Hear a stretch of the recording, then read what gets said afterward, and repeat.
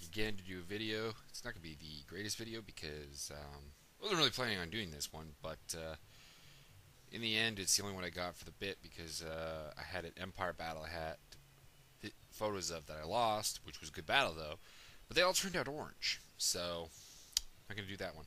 So this is Tomb Kings versus Chaos at 1,000 points, and there you can see my army lined up: Knights, Warriors, Warriors, Knights. The two red markers are for Frenzy on the warrior units, which in hindsight was a bad idea. But you'll see, and you'll see for yourself, and see what you think on the matter. You also might hear some Pink Floyd in the background. Apologies for that, or you're welcome if that appeals to you. Alright, here you can see my opponent's army. It's Tomb Kings. I'm not going to go into what the units are because I don't really know what they're really called. There's some light cavalry, there's some chariots, there's some warriors, there's some archers, and there's a casket of souls, which I try really hard to shut that down all game.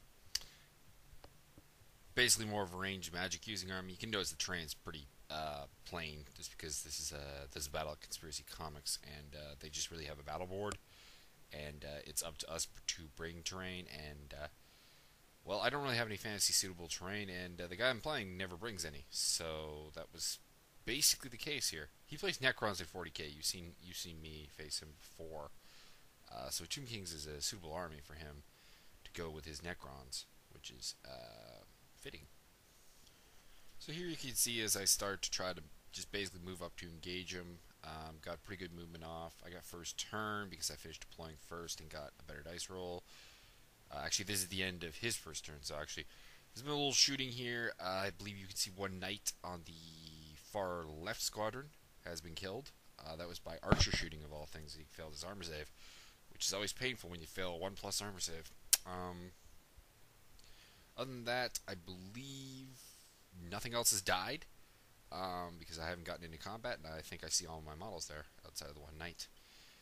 This was basically a cat and mouse game, which annoyed me, but I'll have to find a way to counter this kind of strategy in the future to beat Tomb Kings.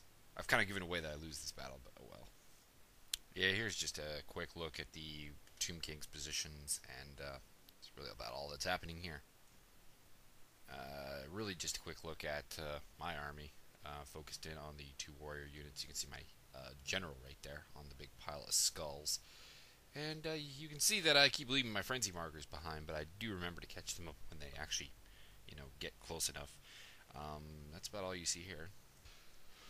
Alright, here you can see kind of the nature of the battle. You can see I still can't get close to him. He basically retreats to the board edge, which is a good strategy.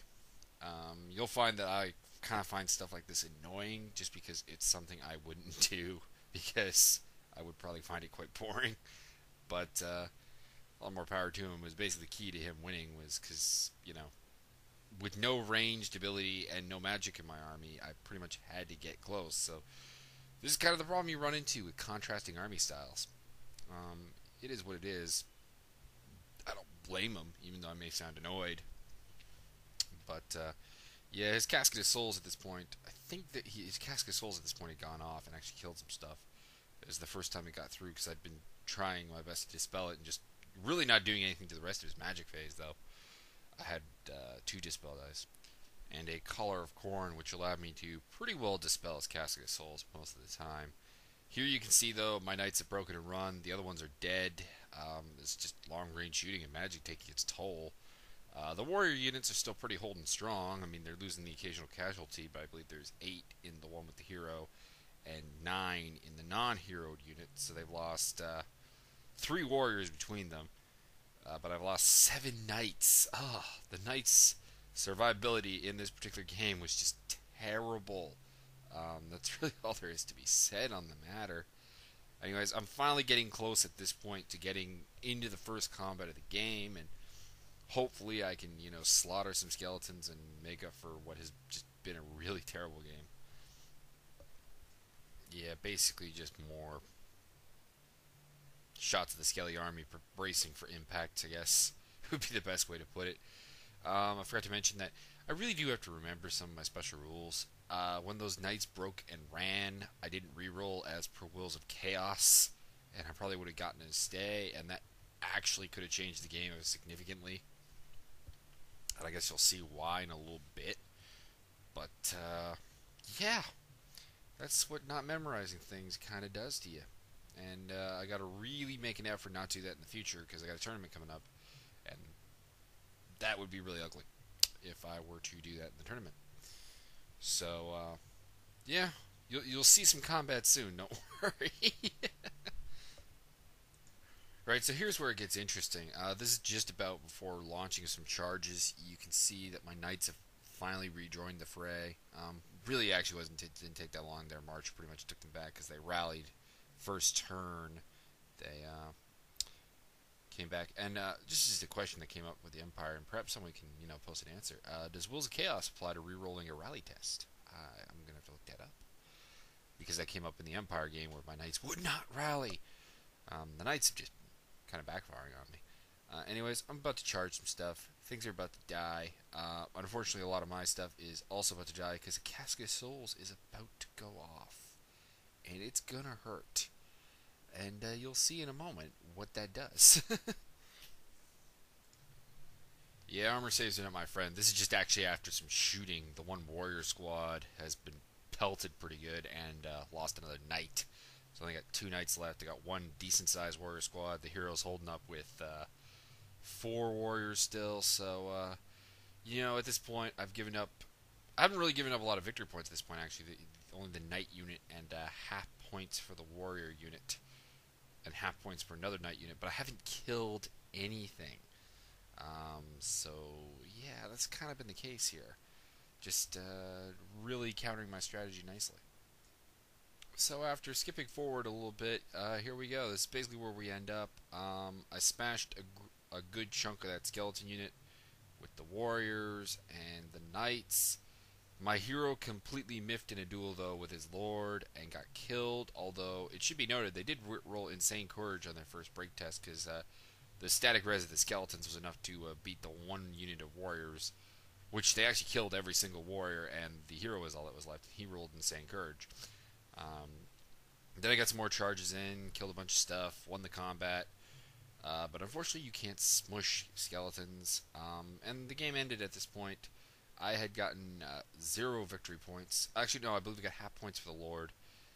He got half points for everything that was alive and full points for everything else. He killed my general. He did not capture a banner, though. That was good. So what do I learn from this game? Well, the Frenzied Warriors didn't work because the Knights had to protect their flank and didn't get to go up as much. They would have gotten into combat a lot earlier. That would have drastically improved the game because units locked in combat are not targeted by Casket of Souls. And I still would have gotten the Collar of Corn to use against the Casket of Souls. So that just would have generally been really useful had this battle had I realized that. I got to remember to reroll Wills of Chaos. Really, this game could have been greatly changed though had my hero not miffed on the Lord. I mean, I wouldn't have won, but it wouldn't have been the massacre it was, because without that Lord, this combat would have folded in. We may have gotten a shot at the chariots, and that would have left him with some archers, Casket of Souls, and light cavalry. So it is what it is, but this game could have been closer. But in the end, I'm just not very good at fighting Tomb Kings, I don't think. So anyways, you can see my dirty desk here with my Crown the Conqueror model and a recently painted up warrior squad.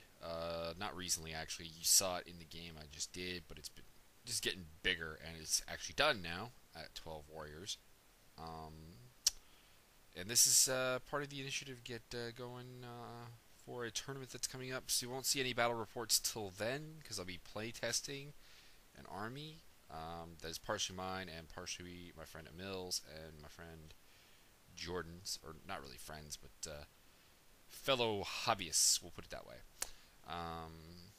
And they are going to lend me some stuff to actually get my army up to 2,000 points, so I can compete in an upcoming tournament, which is in 1 week. And I'll be playtesting some stuff, and I won't be making battle reports of that because I want to concentrate fully on the playtesting, remembering all my rules, etc., so I don't forget anything. And I may do some battle reports from the tournament, depending on if opponents are willing.